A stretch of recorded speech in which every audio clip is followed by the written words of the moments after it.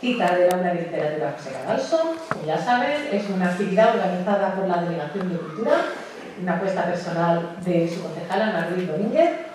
Hoy tenemos, como bien has dicho, a María Ulla con nosotros. Bienvenida, María.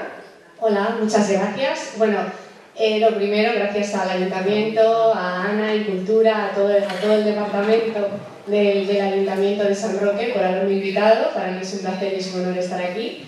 Y además esta entrada descorriendo aquí, como si fuera un velo, en un teatro, me ha parecido súper bonito y me ha encantado el pueblo. O sea, ya es quiero volver. Sí. Y vamos a estar, ahora seguiremos y vamos a ir hablando. Voy a decir, voy a entrar a matar.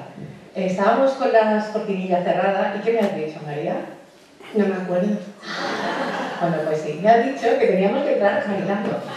Es la primera vez que me lo decía, pero no se me da muy bien. No sé a ti cómo se te da el tema de... A mí lo de bailar bien. No lo voy a hacer aquí porque todos tenéis para grabar, pero claro, es que ha sido una entrada tan espectacular, tan chula, que no me lo habían hecho nunca así. Digo, ojo, pero esto es como, ¿no?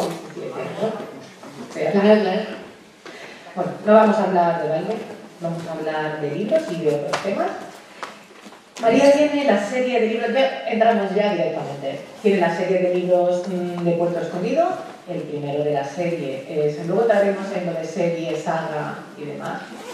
El primero es Puerto Escondido y el último publicado es Los Inocentes, ¿vale? Que es lo que ya trataremos, ya de los libros. Los Inocentes recupera los mismos personajes de la serie, porque es una serie, tenemos los mismos personajes, pero son libros autoconclusivos, ¿vale? Se pueden leer, mucho mejor leer los anteriores, ciertos temas. Voy a intentar evitar el spoiler al extremo. Recuperamos a los mismos protagonistas, a Oliver Gordon, a Valentina Redondo, y empieza el libro fuertecito, como suele ser habitual en este tipo de libros, y empezamos con un asesinato en masa. Cuéntanos un poquito más. Bueno, pues como tú decías, es una serie, este es el 6º libro, con misterios independientes y autoconclusivos. ¿Por qué una serie? Bueno, porque única y exclusivamente en cada misterio se repiten los investigadores. Si lo pensáis, las series de Poirot, de Agatha Christie o de Conan Doyle con Sherlock Holmes también son series, pero ocurre algo que no sucede con la serie de Puerto Escondido, que es que los investigadores tienen una vida personal plana. Es decir, no tienen pareja, no tienen perro, no tienen gato, no van a pilates, no tienen un vecino con el que discutan, nada. Y si no, podéis hacer la prueba. Seguramente muchos de vosotros ni siquiera sabéis cuál fue primero, si asesinato en el Orient Express o si muerte en el Nilo. ¿Por qué? Porque os da igual, el investigador siempre es el mismo. Sin embargo, en Los Inocentes, por ejemplo, que es el 6º de la serie, la investigadora está a punto de casarse, con lo cual ya le metemos toda la caña posible a nivel personal con un crimen masivo que resolver, y en el primer libro está soltera. Esa es la única realmente diferencia y por eso a la gente le gusta leer desde el principio, a pesar de que cada libro sea un misterio diferente y autoconclusivo, y a pesar también de que cada libro incluya un género detectivesco distinto. Vamos a hablar de eso también. Claro, y en que es lo que me faltaba, hice el thriller de acción y claro, yo tenía que empezar pues, dando zapatilla, ¿no? Se mueren muchos y comenzamos con un mirlo acuático que va sobrevolando la escena, que se supone que es un ave que simboliza la pureza, porque solo existen los lugares donde pues, el agua es pura y cristalina. Y sin embargo, ese ave, mientras está sucediendo el crimen masivo, lo que está haciendo es cazar, está matando. Nos está avisando de que también nosotros, que siempre nos creemos los buenos del cuento, a lo mejor también a veces hacemos nuestras villanías, ¿no? Y luego veremos cómo ese libro sobrevuela por ahí. Bueno, empezamos fuertecito. Como has dicho, cada una tiene su género diferente, vamos a hablar. Esta es la más policíaca, el thriller de acción, como tú dices. ¿Cómo ha sido la elección, en este caso, quizá por descarte, por así decirlo, porque ya habías ido cubriendo los anteriores, cómo ha sido elegir un tema para cada una, un género, perdón? para cada una de las novelas? Bueno, yo voy mucho por pálpitos y yo soy de las que piensa que las historias hay que buscarlas. No llegan a tu despacho oteando el horizonte ni mirando al infinito, ¿no? Entonces sí es cierto que cuando yo estaba investigando hace ya 3 o 4 años para El Camino del Fuego, que es la novela anterior a esta, que hizo un domestic noir, estaba en Escocia y había un libro de crímenes antiguos que un amigo mío, no sé por qué, porque ya se ve que yo tengo cara angelical, se empeñó en que me iba a gustar mucho y me lo compré. Tardé un poco en leerlo, estaba en inglés, era un inglés un poco técnico a veces y tal, pero bueno, me lo leí y descubrí que había habido un caso en Europa de un crimen masivo que me pareció espeluznante y bestial y dije, wow, ¿y si yo hago algo parecido? Y luego vas uniendo cosas que en mi vida viajera voy descubriendo, ¿no? Pues por ejemplo, el balneario de Ponteviesgo, que es el escenario de Los Inocentes, ya lo había conocido hacía años, cuando documentaba un lugar a donde ir, y yo quería el contraste entre la pureza, el lugar idílico y la maldad con mayúsculas, ¿no? Del que mata de forma indiscriminada. Y fueron uniéndose las piezas, pero porque yo creo que las historias se cocinan poco a poco y salen pues cuando les toca. El Templo del Agua. Lo has mencionado tú. Es un sitio idílico, maravilloso, estupendísimo, ideal como para morirse. Sí, la de morir, me he puesto. Qué mejor que en el balneario Templo del Agua. Están encantados contigo. Bueno, conste que yo pedí permiso, lo mismo que haría si vengo por San Roque para no fastidiar el censo poblacional y decir, oye, mira, me voy a cargar a no sé cuántos, ¿os parece bien? Casi siempre les parece fenomenal.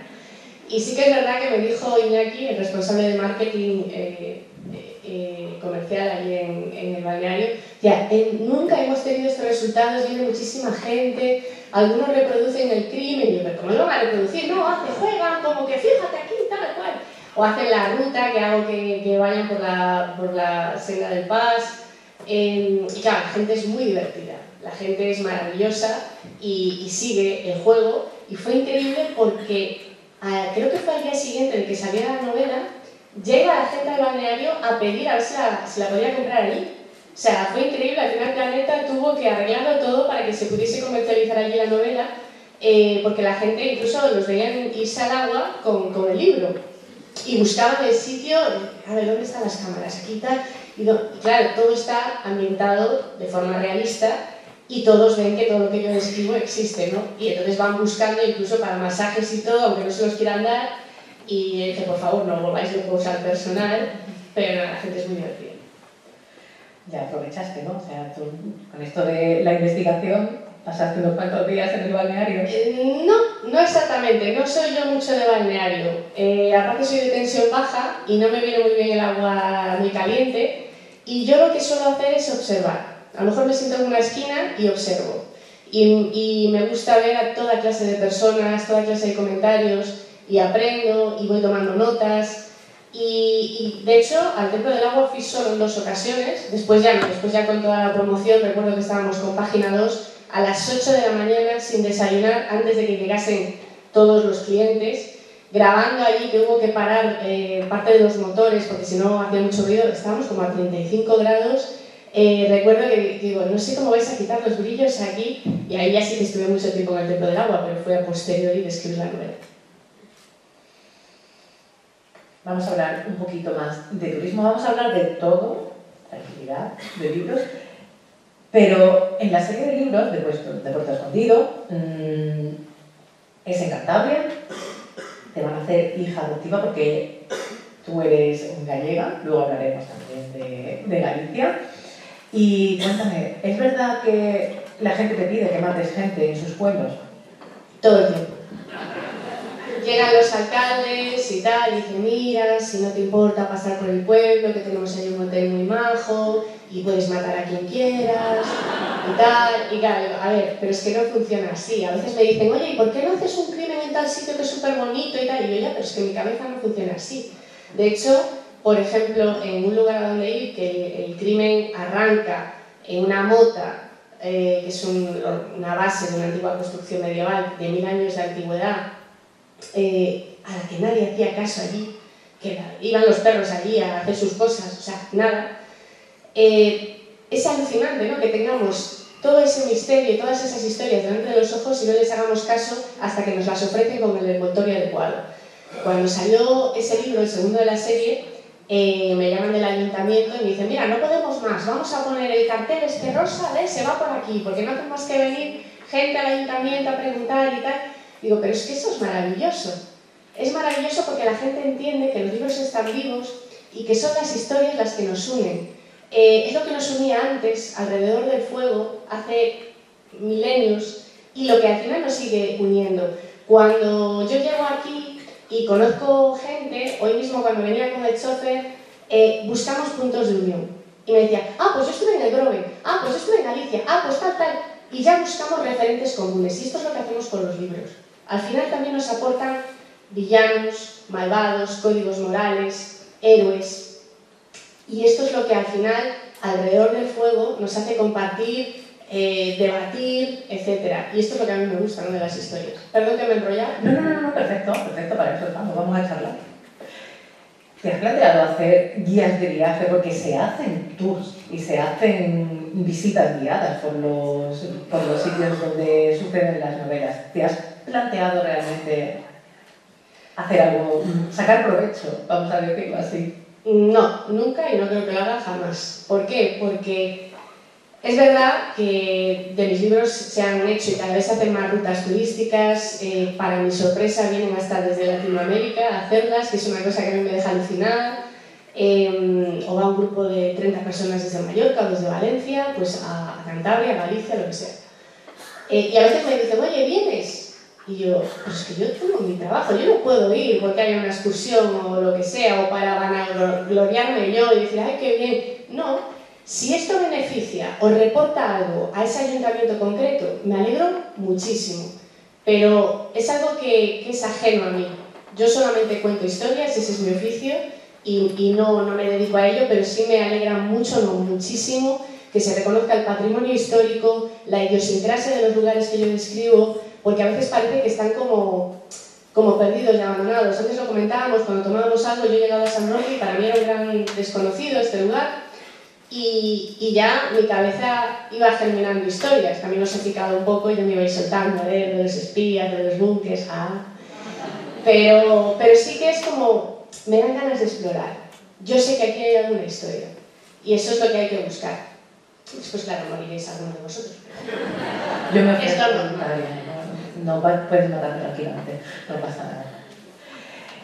Volvemos, vamos a ir uniendo puntos, como has dicho.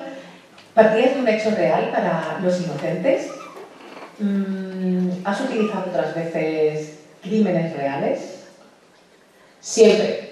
¿Por qué? Porque yo sé que en la práctica los lectores de novela de misterio, policíaca, negra, como la queráis denominar, estáis muy entrenados, sois muy listos, muy lectores, y al final siempre dicen: claro, yo recibo mensajes todos los días a través de mis redes, de la web. Pues esto no me lo creo, pues esto no sé qué, esto no sé cuánto. No, fastidiate, porque esto pasó en la vida real, peor todavía. Incluso yo suelo dulcificar lo que ha pasado en la vida real. Y, por ejemplo, lo que sucede en Los Inocentes, yo creo que fue más bestial lo que sucedió en la vida real, o incluso en el anterior, que es, siendo un domestic noir, también está inspirado en crímenes o en acontecimientos reales.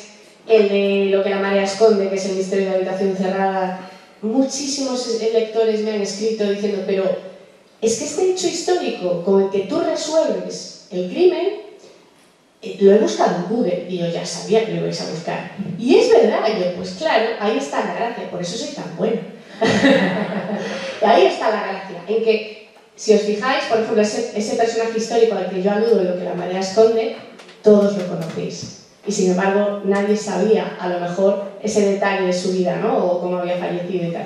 Y esto es bonito, es interesante, porque es como un resorte que dices: oye, sí, nos interesa esto, y ya no vamos a ser turistas cuando vayamos por ahí, vamos a ser viajeros del tiempo. Viajeros del tiempo, me encanta. Hemos hablado de Cantabria, vamos a hablar de Escocia. Porque Escocia, si habéis leído los libros o los vais a leer próximamente, tiene un componente muy importante en la serie de los libros de Puerto Escondido, y de hecho, en el anterior, Camino del Fuego, El Camino del Fuego, sales por primera vez de Cantabria, bueno, salen los personajes, los protagonistas de Cantabria y viajan a Escocia. Además, con un misterio metaliterario, que son mis favoritos. Cuéntanos un poco cómo fue ese... Estabas en un viaje en Escocia, que dijiste, bueno, esta gente los tengo yo que mover un poquito. No, ¿cómo? A ver, si cada libro era un género, hacía un homenaje a un tipo de autor, a un género detectivesco diferente, y yo quería hacer un domestic noir. El domestic noir, para que no lo sepa, el investigador es un negro doméstico, ¿no? Una novela de misterio doméstica. El investigador no es policía, o no puede ejercer de policía. Entonces yo dije, bueno, ¿cómo puedo hacer que Valentina y su equipo, que al final de forma parcial también colabora, cómo puedo hacer que no tenga las armas policiales ni forenses para investigar y vamos a ver si está lista, como el resto de los mortales, cuando tiene un misterio, ¿no? Y si no tiene esas herramientas. ¿Qué hago? La mando de vacaciones, que ni vacaciones ni nada, claro, ya se muere alguien, ya hay un incendio, ya de todo. Pero es un libro muy, muy arriesgado. ¿Por qué? Porque así como aquí hago un thriller de acción pura y dura, en este anterior, como tú dices, es un libro metaliterario con guiño a los románticos del siglo XIX. Y yo sé que todos mis lectores, no, a lo mejor dicen, pues a mí, pues este no es mi rollo.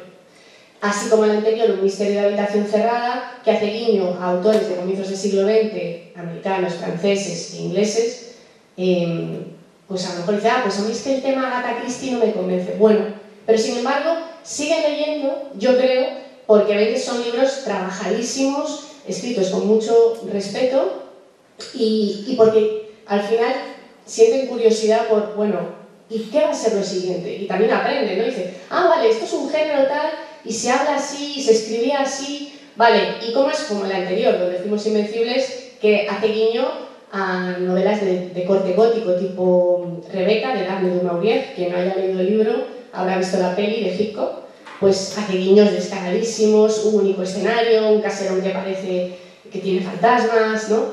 Y la gracia está en proponer también a los lectores un juego de ingenio, en provocarlos, planteando algo imposible, pero que sepan que nunca jamás en mis novelas va a haber fantasía, que solamente su sentido común, su ingenio, la historia y la ciencia van a responder, ¿no? a la solución del misterio. Yo creo que al final es un poco un voto de confianza también hacia el autor. Me explico. A mí Byron no me interesa, sí me interesa, pero vamos a poner a mí Byron no me interesa, pero sí me interesa María Uruña. Por eso, adelante con los jóvenes, o sea, me da igual. Bueno, claro, pero date cuenta que yo cuando meto a Lord Byron, que era un tío interesantísimo, estaba como una maraca, ya también lo digo, pero... Y era la típica persona que te podía caer fatal, histriónica, exagerado, en fin, pero llenaba un lugar al llegar. No pasaba desapercibido. Y a mí me interesan las personas que salen del gregario, que nos llaman la atención, al igual que las historias. Yo puedo decir, bueno, ¿de qué va mi próxima novela? Pues es que tuve un amor este verano, ya bueno, ¿y quién no? Pero ¿por qué ese amor merece la pena ser contado? Pues me pasa igual con las personas. ¿Por qué merece la pena esta persona hablar de ella? ¿Qué tiene de especial entre tantos miles de personas? Mira, pues porque salió de este grupo tan gregarios, tendemos, ¿no? a la manada, y me llama muchísimo la atención estas personas que tienen esa valentía de imponer lo que son en un momento concreto histórico. Y bueno, asumo el riesgo de cambiar de registro con cada libro, al igual que lo asumí con El bosque de los cuatro vientos, que es una novela histórica, que para que todos estuviéramos tranquilos, ya maté a alguien en las primeras páginas. Fue un corte, claro, que en la editorial me decían, pero jolín, que la serie va como un tiro, ¿estás segura de que vas a hacer eso? Y digo, sí, ¿por qué? Pues porque es el pálpito, es el... Sientes, a veces llega un momento que tienes un fuego dentro que tiene que salir y sería terrible escribir algo, para mí, por encargo o así, porque eso se nota. Si yo me emociono al escribir, vosotros notaréis esa emoción al leer. Pero si yo me aburro, va a ser terrible, porque vosotros vais a empezar a leer en diagonal. Y eso no puede ser. Ahora hablaremos también de El bosque. Hemos hablado de los personajes, tenemos protagonistas comunes, hemos hablado de literatura. Vamos a ir desarrollando un poco a poco. ¿Qué prefieres empezar? ¿Con literatura o personajes? Tú decides. Me da igual. Como me los conozco todos. Y vamos a hablar de todo, no te preocupes. Bueno, pues vamos a hablar de personajes. Venga. Tenemos a los dos protagonistas, tenemos muchos personajes. Tenemos a Valentina y tenemos a... Ay, me quedo en blanco. Olivia. Esto es una pregunta que me gusta mucho hacerla, sé que es complicado, pero ¿a quién quieres más, a papá o a mamá? ¿Cuál es tu personaje favorito? Pues mira, con el que más me he reído escribiendo es el impertinente e insoportable Paco Sabadelle. Lo tengo aquí porque era una de las siguientes preguntas, porque es fantástico y además aquí, no quiero hacer spoiler, pero le vemos un giro. Bueno, evolucionan porque, claro, lo que no puedes hacer son arquetipos ni estereotipos, y este es el simpático, este es el tonto, este es el listísimo.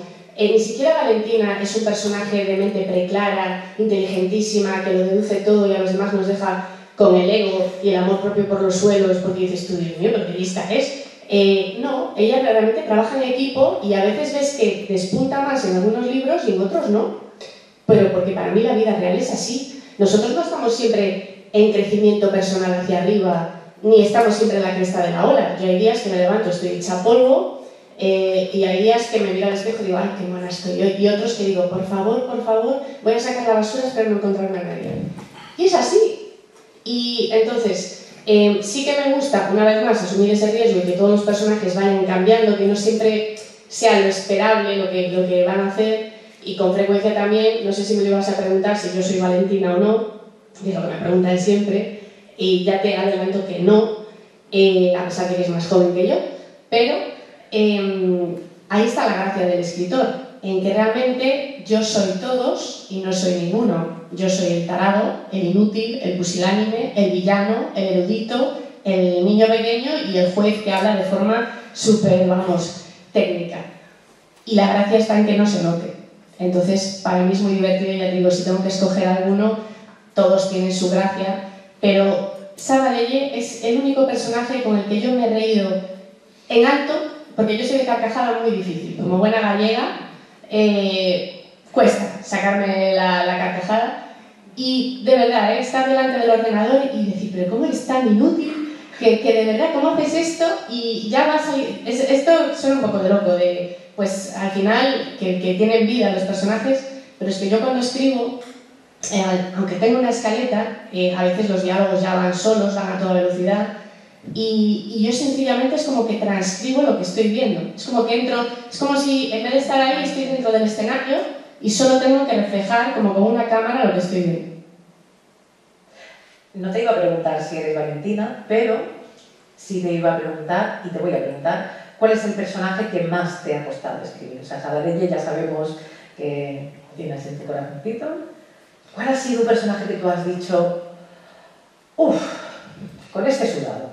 Pues mira, precisamente villanos y villanas no. Incluso solamente hay un libro de toda la serie en el que villano o villana es un psicópata. En el resto de los libros, claro, porque, a ver, yo nunca he asesinado a nadie. Y uno podría decir, caray, pues puede ser más o menos fácil describir cómo piensa una persona, ¿no? Así, pero en mi caso, siempre que hablo de alguien, procuro ponerme en sus zapatos, y puede ser más o menos complicado, pero todos los movimientos que pivotan alrededor de los personajes implican sentimientos de odio, rabia, ambición, amor, desamor. Todos podemos intuir, ¿no?, cómo va eso. Pero en Los Inocentes hay un personaje, que es el estudiante, que, voy a intentar decirlo sin hacer spoiler, tiene un origen sociocultural y geográfico diferente al del resto de los personajes, de forma deliberada, porque yo quería ampliar la perspectiva de los lectores, y su forma de hablar, sus ambiciones personales y su código moral, ya solo por su origen sociocultural y geográfico, es muy diferente al del resto que se ha criado aquí en Europa. Y esto a mí me interesaba, pero quería hacerlo de forma fidedigna, y sobre todo la forma de hablar que fuese fidedigna a su lugar de procedencia. Me llevó, no horas, me llevó muchos días de investigación, de audios, de sumergirme en documentales, etc. A pesar de que su participación no sea a nivel de volumen de páginas tan amplia, pero sí que quería ser muy respetuosa porque, claro, también me leen en ese país de origen de este personaje, ¿no? Y de momento están todos contentísimos. O sea que creo que ahí salvé con nota. ¿Eres de las que utiliza la venganza personal para los personajes? Me explico. Bueno, creo que sabes por dónde voy. De fulanito alguna vez me hizo tal, me adelantó con el coche cuando iba a entrar en el garaje en la urbanización, se va a enterar. ¿Eres de las que utiliza ese tipo de cosas? No, porque no hablo jamás, nunca, de mí ni de mi vida, ni en mis redes sociales, ni en mis libros. Para mí los libros son como un trabajo de artesanía, es algo que yo construyo para exponer y que funcionan como la maquinaria de un reloj. Para mí tiene que ser como un cuadro. Cuando vas a un museo tú ves la composición, los cuadros se ven, todos sabéis, a lo lejos, y solo te acercas para ver los detalles. Los colores, la fuerza, el orden de la imagen, todo tiene que estar correcto. Y eso me lleva muchísimo esfuerzo, pero también me esfuerzo muchísimo que no se note el trabajo que me ha dado. Pero nunca llevo nada de mi vida personal ahí. Por ejemplo, en mis redes solo se ve a mi perro. Me parece súper curioso que luego veo, me decían el otro día en la editorial, oye, ¿sabes que en Google lo más buscado es María Orulla pareja, María Orulla no sé qué? Yo, pero hermanos, yo, pero ¿qué interés puede tener? Mi vida nunca va a estar en un libro porque es una vida corriente y normal, no tiene nada de interesante. Para una novela, me refiero. Pero sí que creo que, por ejemplo, lo que tú apuntas de la venganza, no mía, personal, pero la venganza sí que es algo muy interesante a trabajar en un libro. Por ejemplo, en Los Inocentes, además de trabajar el concepto de quién es realmente inocente a nivel social, trabajamos la venganza. Y en este sentido hago muchos guiños al Conde de Montecristo, de Dumas, porque para mí es el libro por antonomasia de la venganza. Y nosotros que, insisto, siempre nos creemos los buenos del cuento, quien no haya leído el libro, que se lo recomiendo, sobre todo la primera parte, me parece la más brillante, habrá visto la peli, reconozcámoslo. En el momento en el que el protagonista escapa de la isla de If, multimillonario, porque ha sido metido en una cárcel de manera injusta, con engaños y tal, todos estamos esperando pasar la página porque queremos que se vengue. Queremos que se nos cargue a todos. Y somos así, esa es la realidad. Y eso sí me interesa desmenuzarlo. A ver, sí se me ve el plumero, se ve quién soy, se ve lo que me interesa por las temáticas de fondo que hay en las novelas.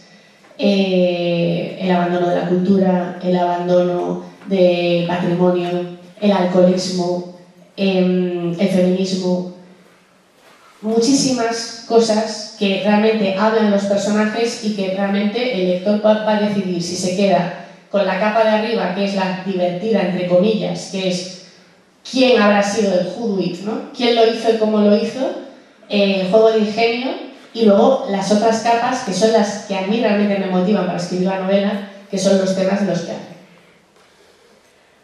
Has hablado de Dumas, has hablado del Conde de Montecristo.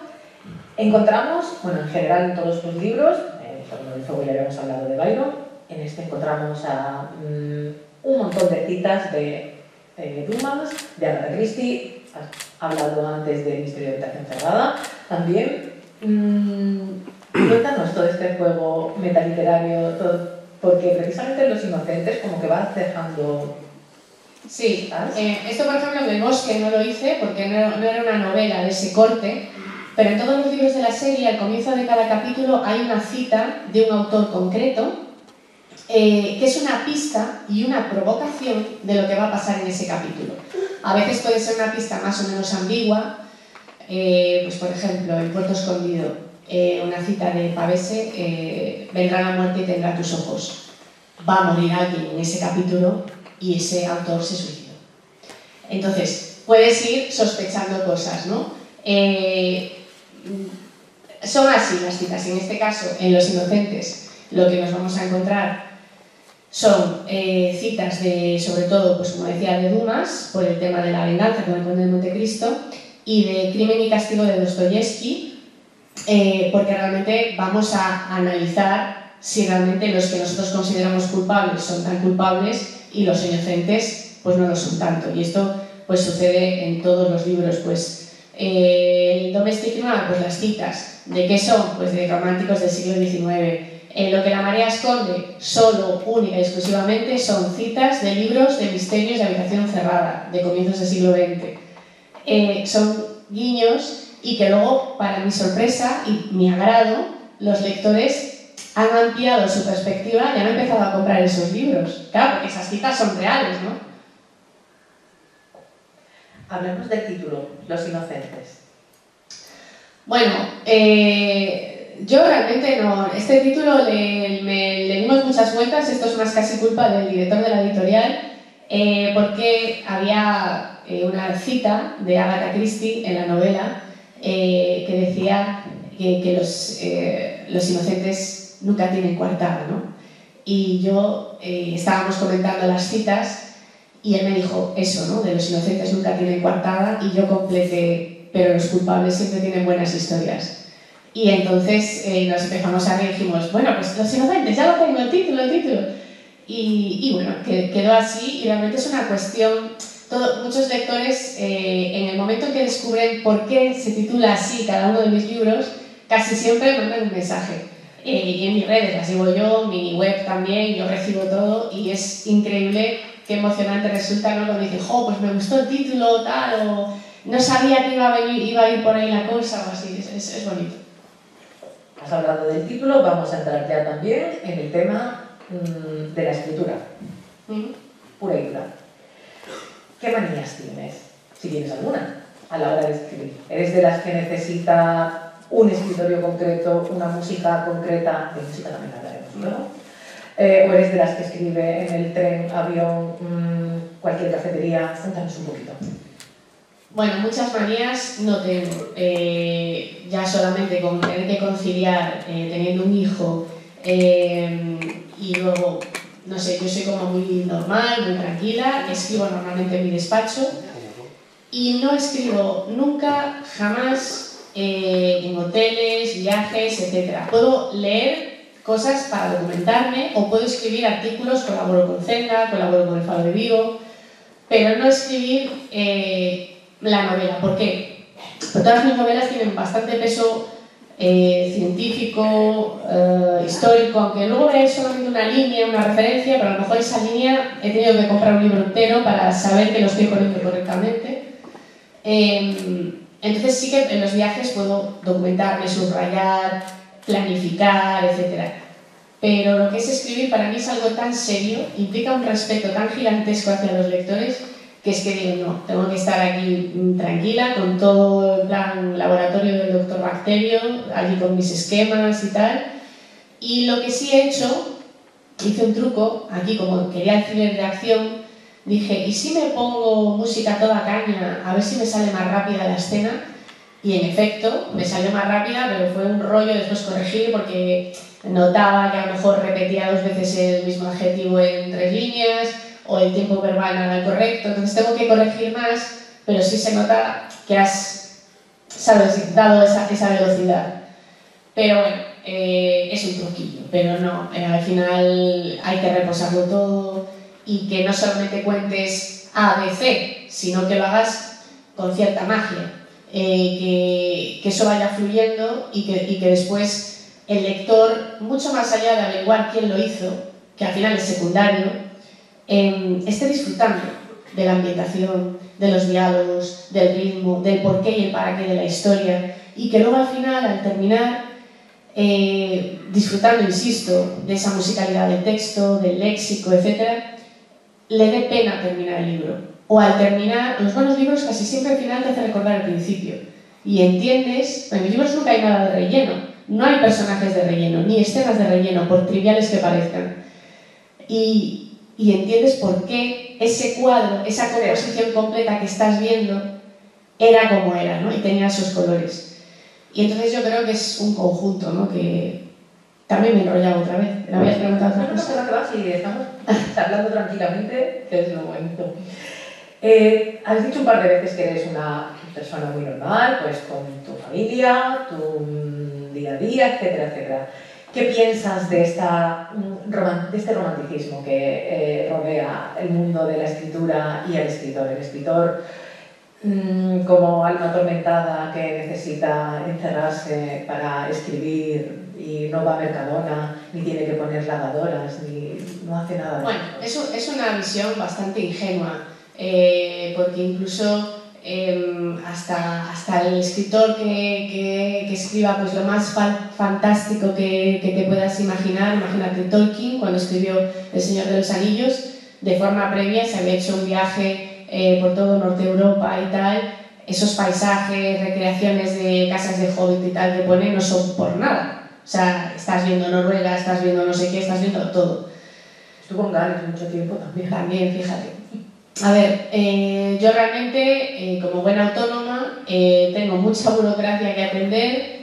Desde luego, no hay nada lujoso en mi vida, ni excéntrico, ni nada parecido, ni lo necesito.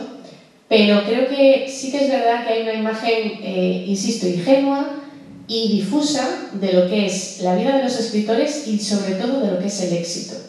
Me sorprende muchísimo cómo codician personas jóvenes lo de salir en la portada de no sé dónde o lo de salir, cada vez que sale un libro mío, pues sale en el telediario, todo esto.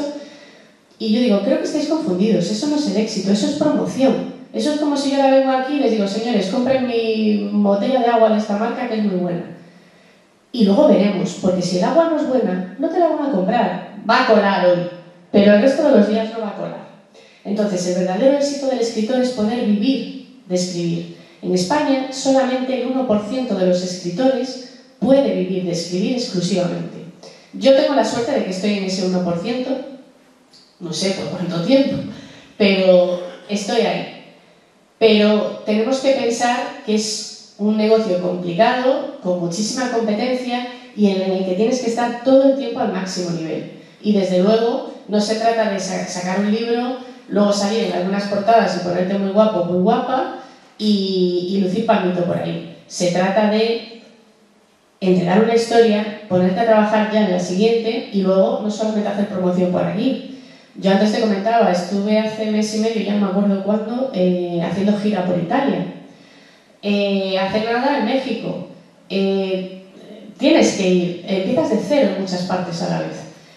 Y cada público es diferente, lo que les interesa a los franceses es distinto a los portugueses. Eso quiero preguntarte también. No. Claro, entonces es un trabajo de fondo que requiere muchísimas horas, muchísima dedicación, sin olvidar que también tienes una familia que atender y que solamente la logística de los viajes, ahora pues mi hijo ya tiene 13 años, pero no te quiero contar todo el follón de forma previa, ¿no?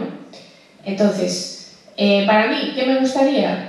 Me gustaría entregar el libro y no volver a hacer nada hasta que vuelva a entregar el siguiente. Pero también reconozco que es muy bonito el momento, pues como este, que estás con los lectores y te cuentan cosas. Oye, pues sabes que estaba leyendo tu libro y, jolín, pues estaba pasando un mal momento y me he reído y me he entretenido, me he sentido menos solo.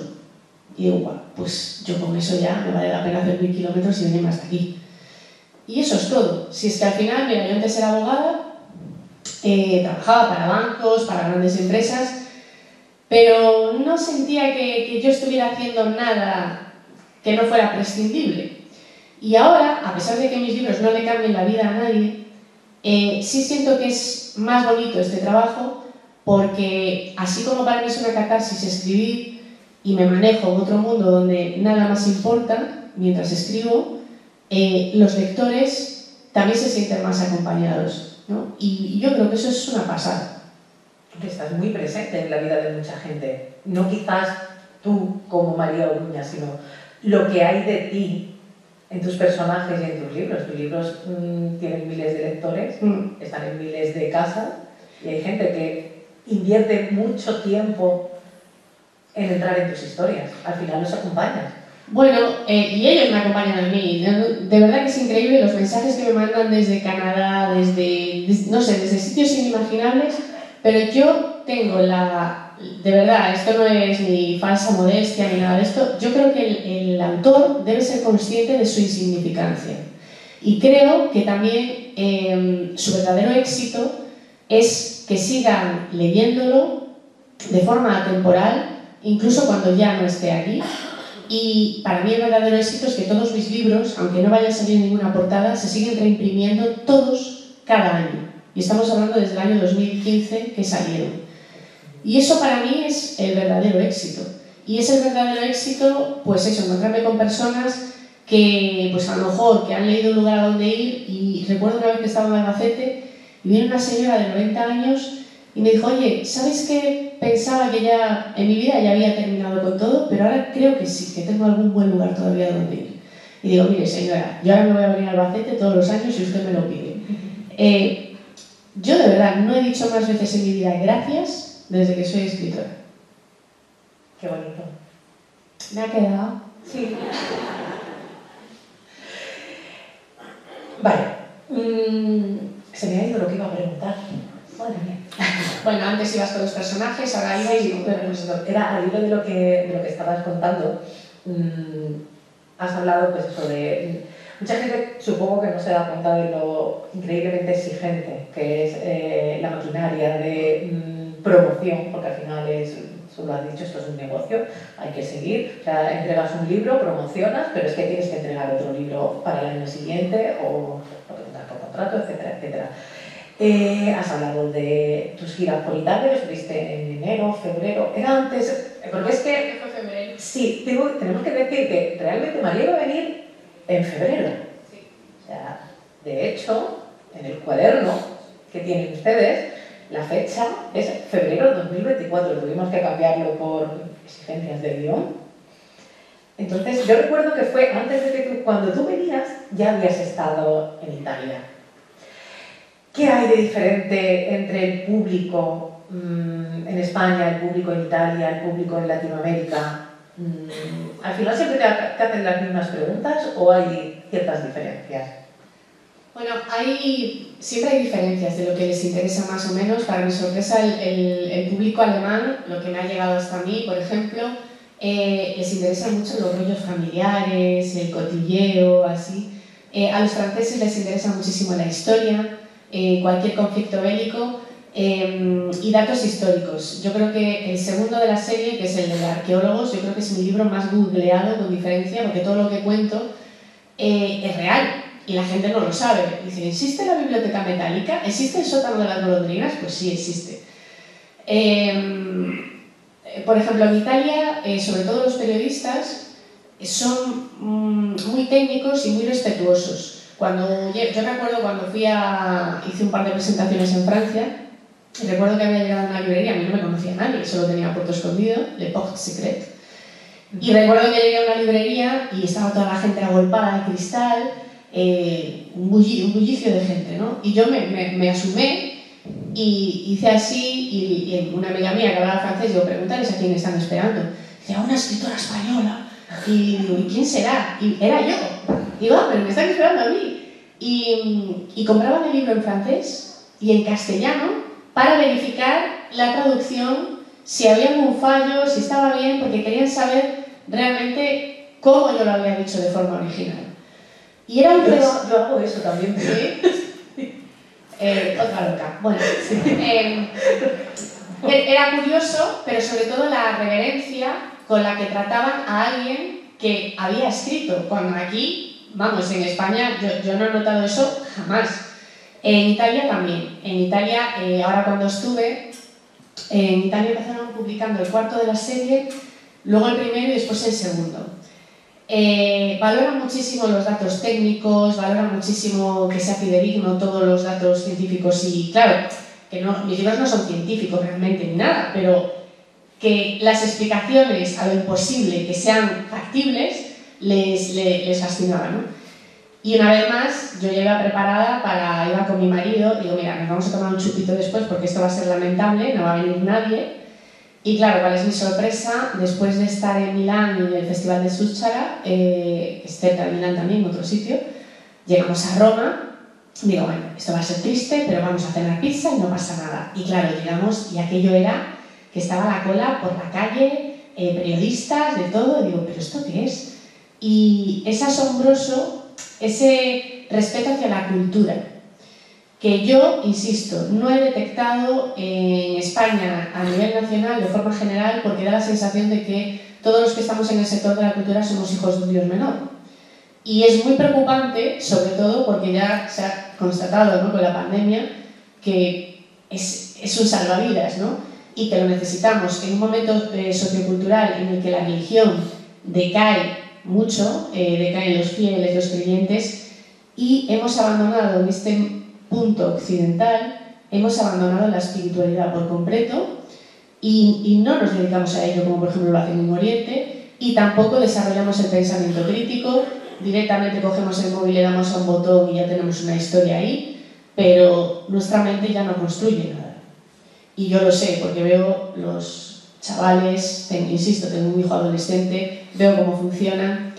Y es peligroso, en una época en que estamos cultivando tanto el culto al cuerpo y cachas y todo eso, como aquí estamos permitiendo que esto se adormezca. Y no solamente me refiero a leer, me refiero a ver arte, me refiero a escuchar ponencias, me refiero a escuchar muchas versiones de algo para desarrollar tu propio pensamiento crítico, etc. Uf. Me he venido arriba, perdón. Totalmente, ¿no? Sí. Genial. Has comentado también un par de veces que eras abogada. Esto es algo que te quiero preguntar ya a título personal. Te he escuchado algunas veces, o sea, tú ejercías la abogacía, pero he escuchado algunas veces decir, ya no soy abogada. Esto ya es a título totalmente personal. Uno deja de ser abogado, o sea, porque yo tenía pensado que no, o sea, tú eres historiador o eres abogado. O sea, ¿realmente dejas de ser abogado? Sí, porque ya no ejerzo y porque me di de baja en el colegio y ya no me interesa más. También descubrí cómo funcionaba, lo ambiguo que puede ser, y bueno, me iba bien, ¿eh? O sea, no, pues, daba buenos resultados, no tenía problemas en ese sentido. Pero sí que, como comentaba antes, soy más feliz ahora. Y eso que al principio, a ver, yo compaginé los dos oficios porque yo tengo que pagar facturas como todo el mundo, tengo hipoteca como todo el mundo, etc. Y yo no podía decir, bueno, pues a ver, si esto me va fenomenal, ahora dejo lo otro. No, si esto paga facturas, se puede dejar lo otro, si no, no. Y funcionó. Si no llega a haber funcionado, pues seguiría escribiendo en plan amateur, lo que sea, pero sí que os animo a todos. Si tenéis un sueño, si tenéis una ilusión, si tenéis una inquietud, que lo hagáis. ¿Vais a triunfar? Seguramente el 90% no. Me refiero a triunfar ese concepto de éxito de es que voy a salir en el prime time y me van a llevar al hormiguero y voy a hacer no sé qué. No. Pero hacedlo. Porque solamente por el camino lo vais a pasar tan bien. Yo mañana puedo fracasar, es raro porque mis libros son muy buenos, pero puedo fracasar. Es imposible que todos mis libros siempre sean, ¿no? Bueno, y si de pronto tengo que montar una frutería, bueno, pues no pasa nada, pues la monto. Pero, qué bien lo he pasado por el camino, qué personas más increíbles he conocido, autores que, bueno, imagínate, estar en San Jordi tomándome la Coca-Cola y unas aceitunas con Rosa Montero, impensable. ¿No? Los amigos que he hecho, los lugares que he conocido. Eso ya te queda. Entonces, si tenéis, no importa, no hay excusas, de edad ni de tiempo. Yo escribí Puerto Escondido con mi bebé en el regazo. Así que no tenéis excusa. Pintura, idiomas, viajes, hacedlo. Vamos apuntando. Yo me lo apunto, ¿no? Aunque después ya se me pasa. Después se te olvida, ¿no? Sí, pero me lo apunto. Eras abogada laboralista y vamos a hablar, esto entronca directamente con tu primera novela, que tu primera novela la escribiste, la autopublicaste, lo digo como algo... Y de hecho, creo entender que la regalabas. Sí. Cuéntanos un poco, se llama La mano del arquero, y cuéntanos un poco sobre esta novela. Bueno, es más bien como una especie de ensayo jurídico, novelado, porque volvemos a lo que hablaba antes, siempre nos quejamos. Es que no puedo ir a Japón porque no tengo dinero. No, a ver, si vendes esto y lo otro, tienes. No puedo hacer tal viaje porque no sé qué, o no puedo dedicarme a pintura porque no tengo tiempo. Es que. Entonces yo vi que todo el mundo se quejaba, estábamos en la época de crisis, había en las empresas muchas conductas abusivas, y yo veía como muchos de los que venían al bufete, yo trabajaba en un bufete internacional, yo veía como muchos no solamente les iba mal en el trabajo con las conductas abusivas que tenían que soportar, sino que sus familias no los comprendían. Entonces decidí escribir La mano del arquero, que apenas son como 200 páginas, en el que también reflejé mi experiencia como madre, y decidí que lo regalaba. ¿Por qué? Porque si te quejas todo el rato y nunca haces nada por los demás, ¿no?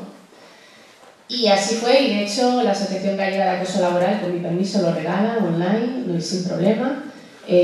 Seguramente tengo que poner en mi web, no sé si está ya o no el link de descarga, pero bueno, ya debe de estar desactualizado porque era normativa jurídica de por entonces. Y fíjate, una cosa llevó a la otra, porque me quedaban, creo que eran 7 meses antes de empezar con mi despacho desde casa, porque cuando fui madre dejé el bufete, y en esos 7 meses dije, bueno, como esto me pareció asequible, bien, y si hago algo que me divierta, algo que realmente lo haga para mí. Y fue cuando escribí Puerto Escondido. ¿Y ahí a la ciudad? Bueno, de ahí fue poco a poco. Lo que pasa es que yo estaba viviendo el sueño de muchos escritores sin ser consciente de ello. Porque claro, yo pensaba, fíjate que pava, pensaba que entregaba el libro y que ya estaba, que ya me avisarían a ver qué tal al año siguiente, ¿no? Y claro, cuando me dicen, no, mira, que tienes que venir a Cantabria, que hay 12 periodistas de Madrid, de Barcelona, no sé qué, y digo, ¿pero para qué? Y dice, pues para hablar contigo. Y yo, no, hablar vosotros con ellos. Que no, que quieren hablar contigo. Yo no lo entendía. Digo, vamos a ver, yo ya estoy... Los libros son espejos. Y si el libro es bueno, el autor se ha desnudado y ya sabes que todos los que me hayan leído aquí tienen ventaja sobre mí. Ya saben quién soy. Ya saben que me enternece, que me cabrea, que me preocupa. Y claro, yo no entendía. Digo, yo no soy una persona con ningún trabajo o con unos conocimientos específicos de algo que tenga nada que contar.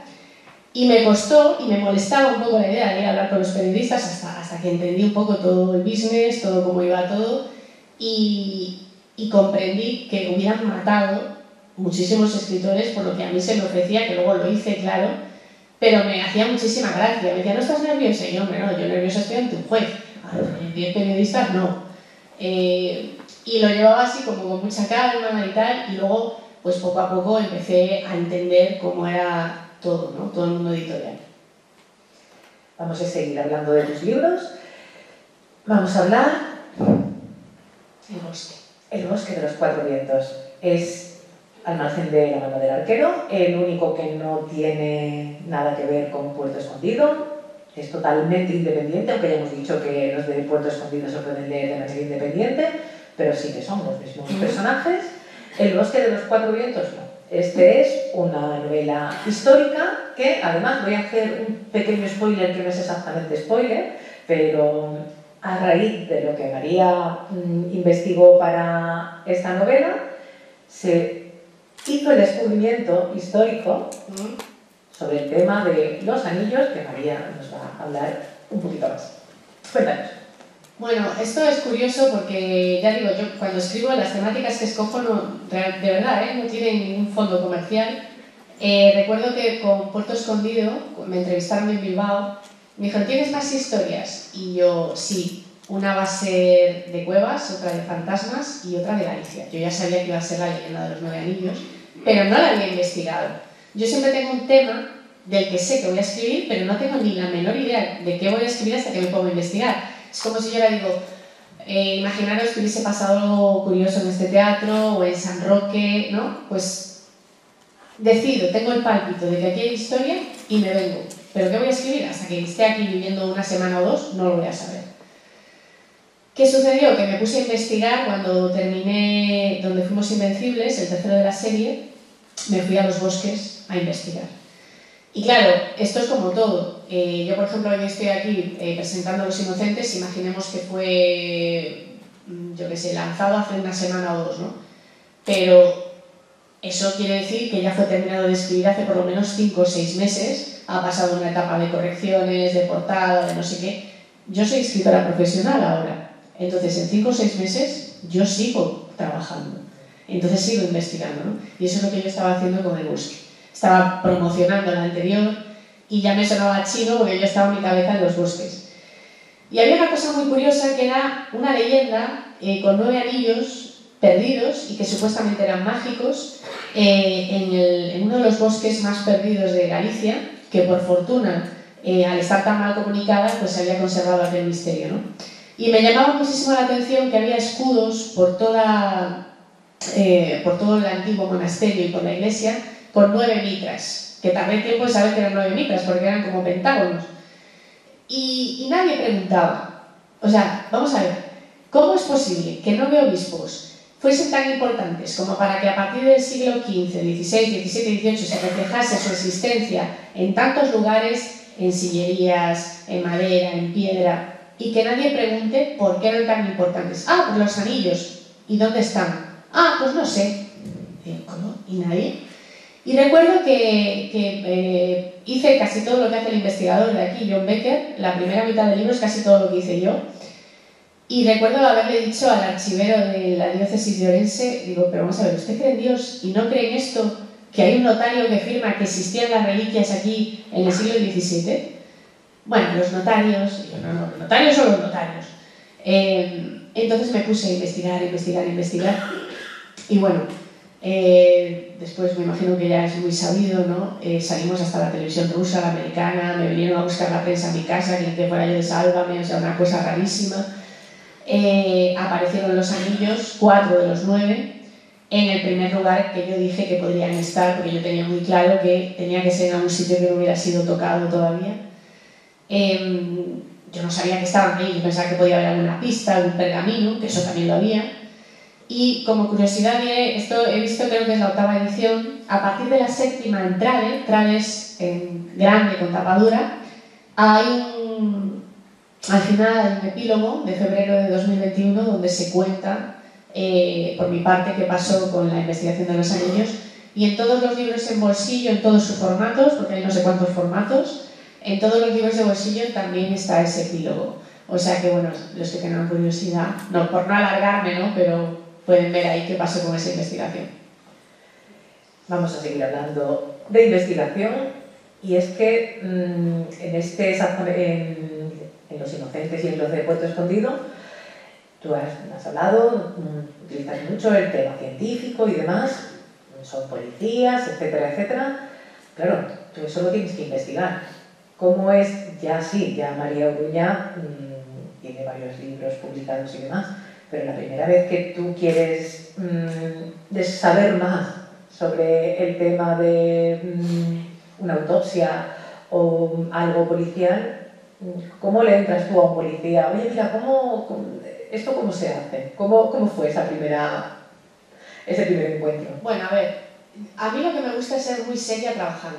Yo soy muy seria en mi oficio, pero nada seria en todo lo demás. Entonces, lo que no me parecía respetuoso era ir en este caso, a la Guardia Civil, porque decidí que era la Guardia Civil única y exclusivamente por donde estaba el crimen, en los pueblos y en el mar, Guardia Civil, en ámbito urbano, la policía.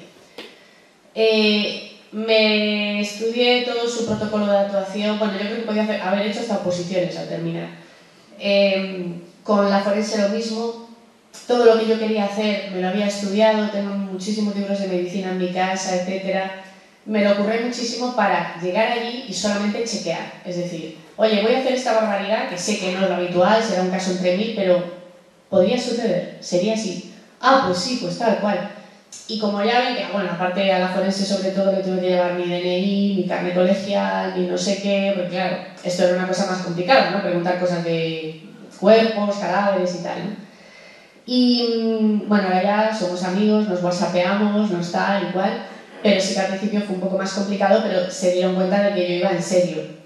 Aquí lo he hecho ya. Sí, pero también me decía Pilar Guillén, la forense de cabecera, me decía, jolín, es que luego me vino uno que quería que le hiciese yo una autopsia, que quería que tal, y yo, bueno, qué jeta, ¿no? Pero también diré que, por ejemplo, para El Bosque, a pesar de que también era la Guardia Civil, porque también era el rural, contacté con la Guardia Civil local de allí porque sospechaba, y luego lo confirmé, que a pesar de que sus normas son las mismas, la casuística es tan diferente que funcionan distinto.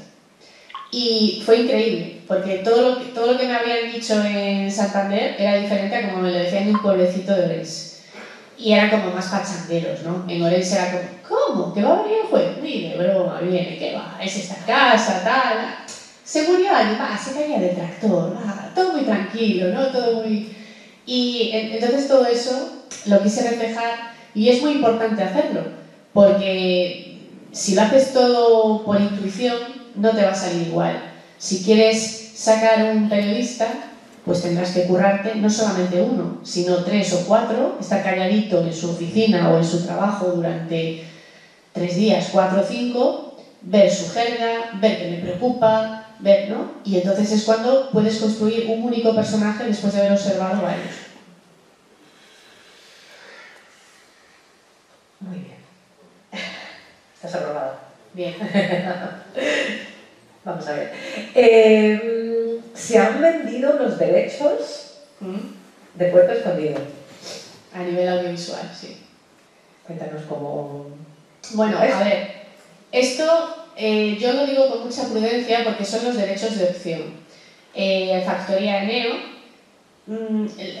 para que no lo sepa, porque yo no lo sabía, vamos, el derecho de opción viene a decir que una productora pequeña adquiere durante un año, año y medio, normalmente como mucho, la opción de hacer un dossier, preparar una serie o una película, el guión, de cómo hacerlo. Y entonces tiene que conseguir al gordo, es decir, a un Netflix, a un HBO, a un productor norteamericano, lo que sea.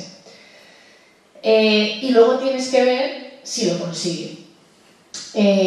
Ahora Eneo está en ello, veremos si lo consigue o no, pero claro, todo depende de ese dossier que prepare, de si esa serie inspirada en el libro funciona o no, y si no, que esto sucede muchísimo, ese derecho de opción caduca y tú se lo vendes a otra productora que te genere más confianza en cuanto al producto que haría inspirado en tu libro.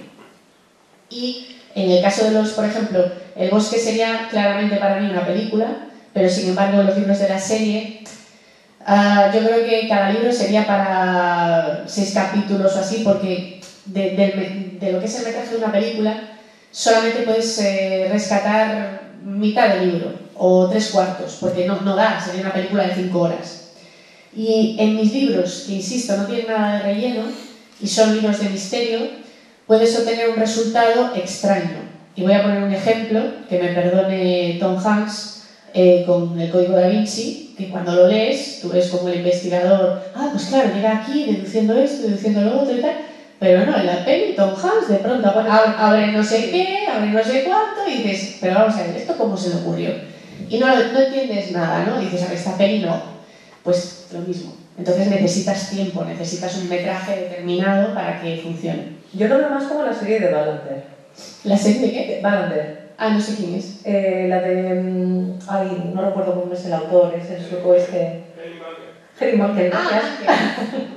Eso me lo dijo un periodista. Me dice, ¿sabes qué te parece mucho a Mankel escribiendo? Y yo, pues no lo he leído en la vida. Dice, sí, pero Mankel es frío y tú eres calor. Sí. Dije yo, bueno. Yo con Mankel no termino de conectar, escribe muy bien, escribe maravillosamente bien. Yo no termino de conectar estos, que Mankel, me perdone donde esté, pero ya falleció hace unos años, pero no he terminado y además, en mi caso esto ya es el cotilleo puro y duro, como el personaje, el actor de la serie es Kenneth Branagh, que es... ¿Tiene serie también? Sí, por eso te ha recordado. No, yo a raíz del comentario me leí un libro de Mankel, el de Huesos, y bueno, dije yo, no sé en qué dicen que me parezco a este señor, pero bueno, no sabía que había serie. Sí, tiene serie de libros y tiene serie de Kurt Wallander, que es el investigador, y tiene otros que no tienen absolutamente nada que ver con... Y yo personalmente no termino de conectar con él y escribe maravillosamente bien. Yo en este caso contigo sí conecto más, la verdad. Bueno, no porque estés aquí sentada, ni mucho menos. Y ya me he ido yo hablando de Balance, pero sí, me recuerda mucho a... Creo que se podría hacer una serie. Yo también. Si hay algún productor en la sala, que se anime. Que ponga dinero, que es lo importante. Has hablado antes de seguir los sueños y demás. Vamos a hablar específicamente, esta es una pregunta que le hago a todos los invitados, ya los que están aquí lo saben. Vamos a hablar específicamente del sueño de ser escritor. ¿Qué le aconsejas a alguien que quiera ser escritor? Bueno, lo típico que se suele decir, ¿no? Que lea mucho y que sea muy objetivo también consigo mismo. Es decir, yo insistí mucho con Puerto Escondido. No me conocía a nadie, no tenía currículum, recibí negativas de las agencias, creo que de todas las agencias de España, sin leerme durante más de 6 meses.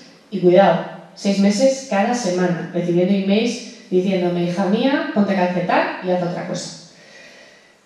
Y entonces, yo por ejemplo, pues a mí me encantaría tocar la guitarra y cantar bien, pero no canto bien. Entonces, también hay que ser objetivo con uno mismo y también saber qué es lo que quieres de verdad. Que no nos confundamos con ese cuento del éxito, de los fuegos artificiales y todo eso. Es un éxito increíble poder vivir de escribir y sobre todo que tus historias perduren, que sean atemporales, que transmitan algo. Eso es todo, no es más, ese es el oficio. Todo lo demás, puedes ser un influencer, un youtuber, lo que sea, sin ser escritor. Entonces, ¿quieres escribir? Pues trabájatelo mucho, lee mucho y sobre todo, concéntrate en tener una buena historia que contar. Leer mucho. ¿Qué lees tú normalmente? Aconséjanos algún libro que te haya gustado muchísimo, no tiene por qué ser novedad, sino simplemente...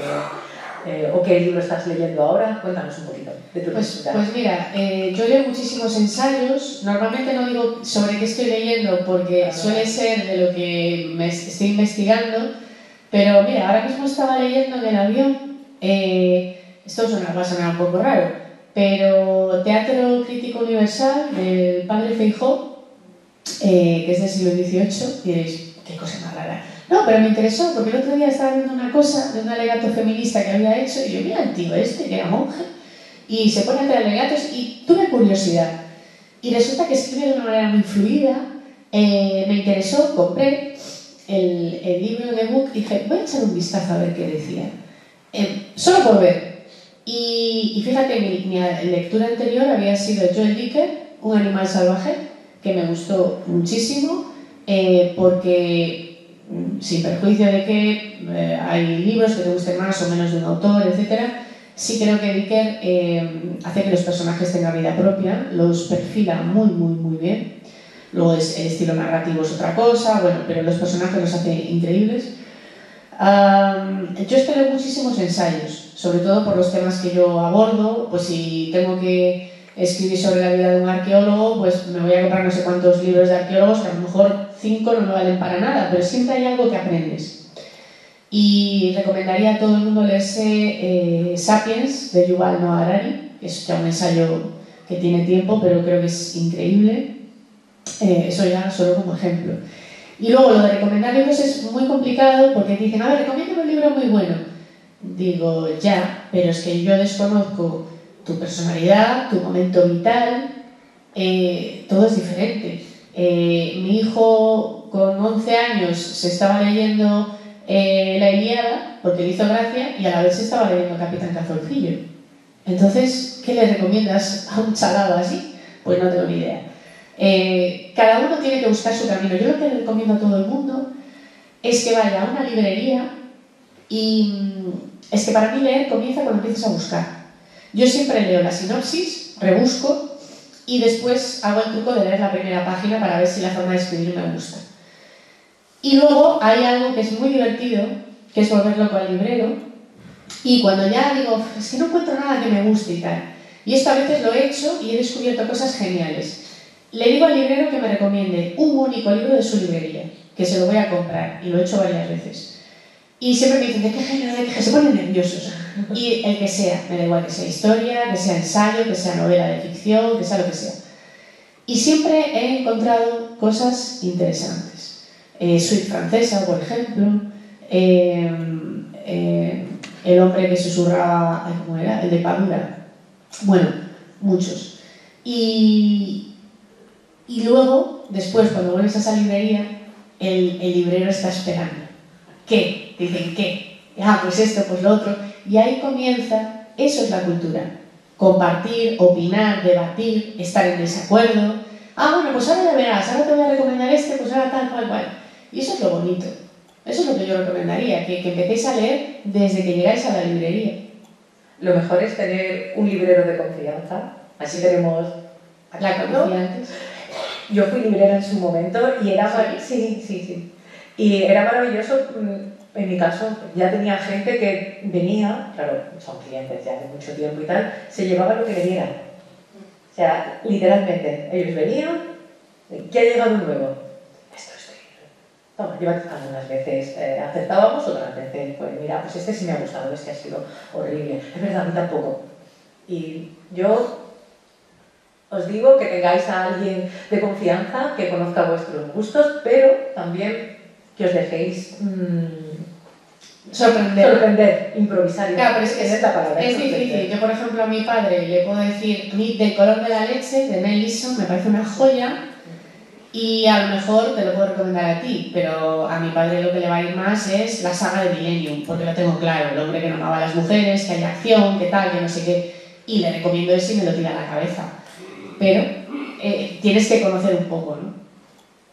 Yo una vez recomendé, esto ya aquí la confesión, recomendé a Saki, que es uno de mis autores favoritos, y vino un señor al que se lo había vendido, vino básicamente a decirme que me había tirado a la basura. Ay, por Dios. Ya está, no, yo respeto, ya está, pero sí, y además, o sea, no vino a restregármelo, no, sino simplemente me dijo, no, ha sido una experiencia horrible. Yo, pues para la siguiente intentaremos mejorar. Yo también recomiendo los clubs de lectura porque yo participo, bueno, ahora lo tenemos un poco dormido con nuestros viajes y tal, que hacemos una videollamada una vez al mes y somos escritores, muy conocidos además, no os voy a decir quiénes, y hacemos la videollamada y la única norma es cada mes escoge uno el libro y tienes que decir que sí, que lo lees, salvo que alguien lo haya leído. Y hemos leído desde western a cosas experimentales, a libros de relatos, que yo nunca compro libros de relatos, y es increíble como aprendo mucho porque la visión que yo tengo de un libro, tengo unas sensaciones, y como siempre hay alguien en el club de lectura que dice, ah, pero ¿os habéis fijado en esto? Ah, pues no me había fijado. Y es bonito.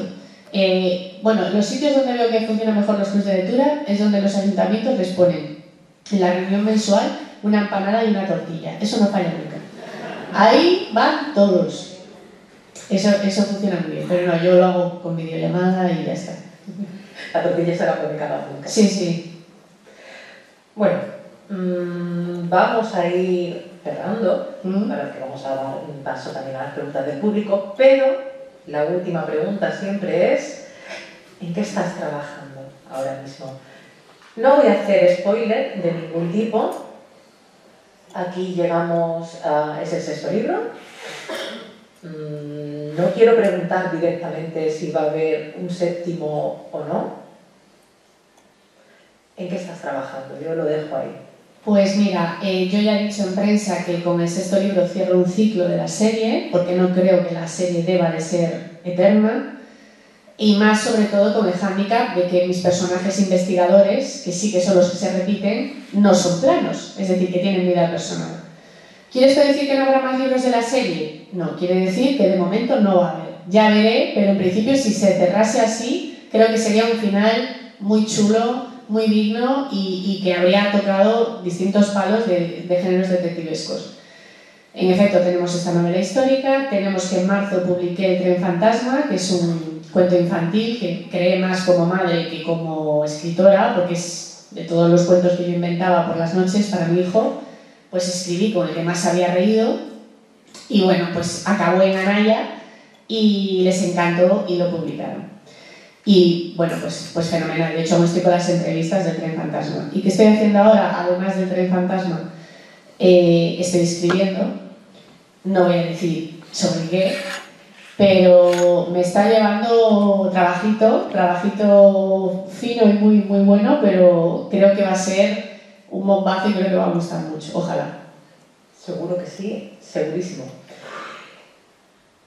Por mi parte, yo podría seguir preguntándote y hablando y charlando tranquilamente, pero vamos a abrir el turno de preguntas para que el público... Vale, ya. Hola. Por fin os veo. Hola, de Toledo. Pues aquí...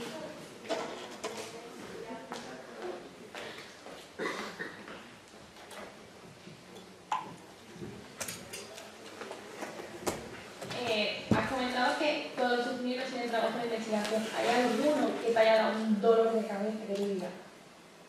Me ha costado muchísimo informarme para sacar la historia tan original, sin que... Es que no sé explicar. No, te he entendido, tranquilo. Que te haya dado un dolor de cabeza que te diga, me ha costado informarme para ello. Pues mira, curiosamente no.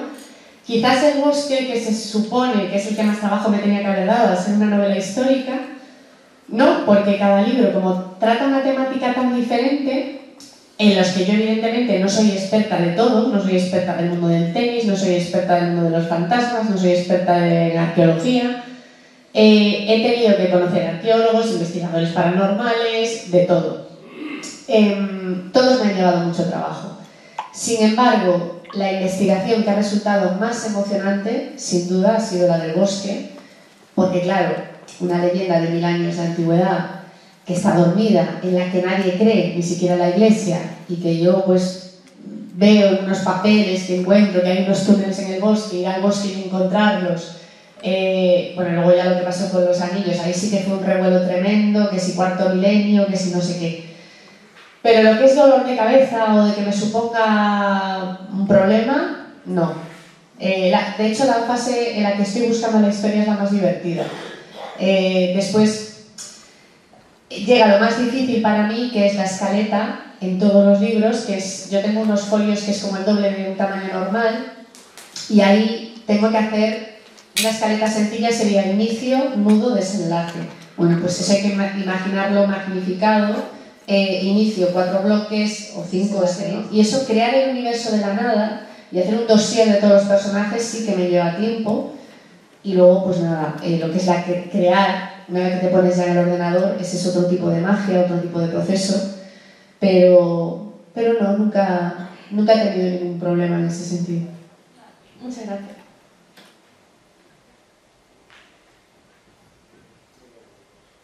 Aquí tenemos otra pregunta.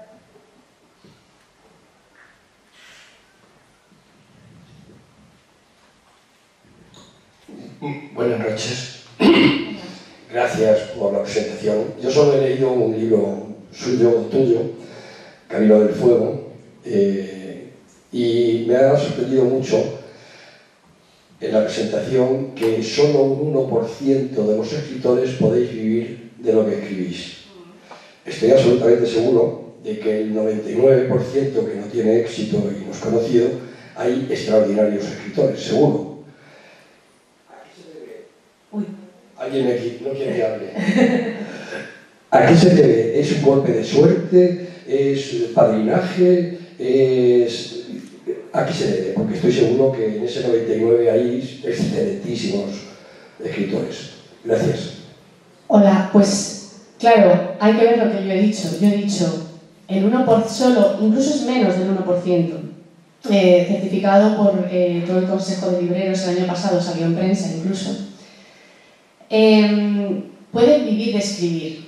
Eso no quiere decir que los otros escritores que no pueden vivir solo de escribir sean malos escritores. Quiere decir que a lo mejor escriben y a la vez son funcionarios por las mañanas, o a la vez tienen que hacer bolos aquí y allá, colaboraciones aquí y allá, colaborar con la universidad, etcétera, etcétera, etcétera, etcétera, para poder limitar su actividad al mundo cultural o literario. ¿Por qué unos tienen más éxito, entre comillas, llamémosle éxito, a poder vivir de escribir, y otros no? Si lo supiera, estaría haciendo libros como churros, o estaría vendiendo la fórmula, vamos, y patentándola. No lo sé. Hay quien dice, no, es que la editorial lo construye. Claro que las editoriales saben a quién quieren destacar y a quién no. Pero yo sí sé que en mi caso soy hija del boca a oreja. Ahora la gente dirá, ah, no, pero es que te han hecho un book trailer muy chulo y ha salido aquí y allá. O lo que hago, que siempre me disfrazo de uno de mis personajes antes de que salga la novela y me hago una foto que se hace viral disfrazada de uno de los personajes de la temática de esa novela. Eso es cosa mía. Nunca fue cosa de la editorial. Esas fotos nunca las paga la editorial. Son cosa mía. Soy yo. Cuando salió Puerto Escondido, lo único que había a nivel promoción era un book trailer de 60 segundos y no había nada más. Había un cartel de este tamaño repartido en unas 20 librerías de España, que es este cartelito que encuentras encima de los libros. Puerto Escondido. No había nada más. No tenía ni cajón, ni tenía puesto destacado, no tenía nada. ¿Cómo lo conseguí? Pues la magia de los lectores, la recomendación y el boca a oreja. ¿Por qué perdura? Pues porque ha gustado. Yo ahora mismo puedo ser súper famosa, estar casada con un torero o ser lo que sea, que si mis libros no son buenos, claro, voy a cubrir el adelanto, a lo mejor porque la gente va a los eventos porque eres famoso, sales en la tele y tal, pero el año siguiente se acabó. Eso se acabó. Una curiosidad, cuando hice mi primera promoción en Italia, que es diferente aquí, porque allí no hay tanto librero pequeño, casi todos los libreros tienen, pues uno tiene 10 librerías, otro tiene 100, otro tiene 200. Entonces el autor escogido español lo llevan allí y es como una boda. Tienes que reunirte con ellos y decirles por qué vale la pena tu libro y según les convenzas o no, que yo hasta hice un discurso en italiano, que válgame Dios, va a ser después la tirada de la editorial. Bueno, a lo que iba. En el dossier de esa cena, que era una cena, ya digo, como una boda, en ese dossier ponía María Oruña. Atención, todo esto en italiano. No es famosa, no sale en la tele. ¿Por qué? Porque eso les interesaba. Si yo fuera aquí la mujer de Paquirri, bueno, me estoy inventando una barbaridad, o algo así, o presentarse en el telediario prime time, dirían, ah, no, es que esta vende por no sé qué, o porque en el cuore no sé cuántos. Pero decían, no, esta vende porque escribe bien. Esa era la argucia de ellos. Y así es como te compraban los libreros.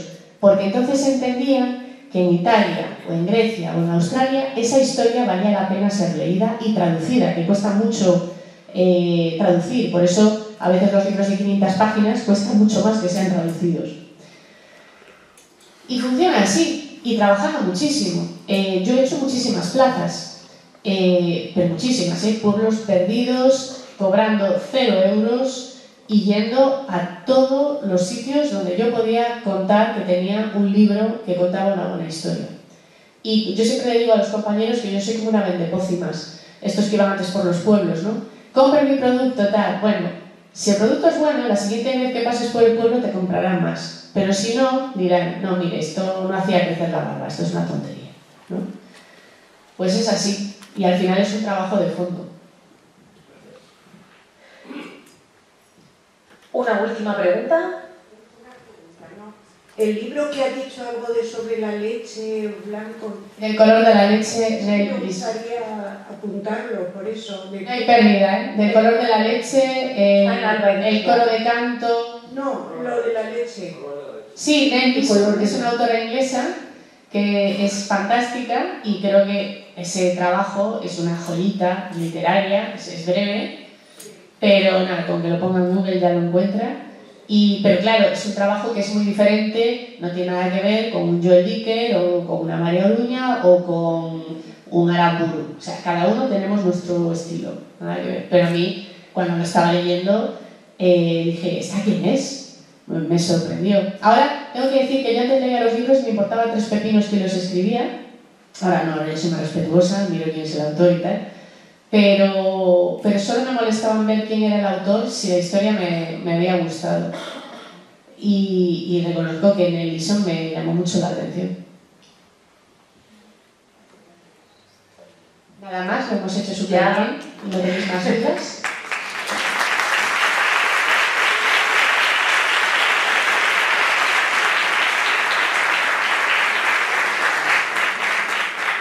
Pues muchísimas gracias a todos por venir esta tarde aquí con nosotros. Muchísimas gracias, María. Ha sido fantástico hablar contigo de tantísimos temas. Ahora María va a firmar arriba, donde se suele poner la mesa normalmente, y decirles que ya estamos trabajando en los cursos de verano de la Universidad de Cádiz en San Roque. Todavía no podemos desvelar mucho, es decir, nada, pero dentro de muy poco tendremos muy buenas noticias. Muchas gracias a todos. Muchas gracias.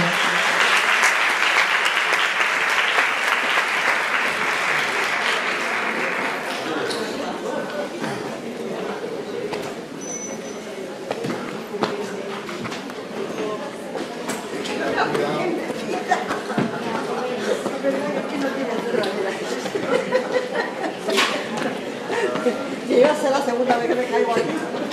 No me das cuenta que no me das cuenta.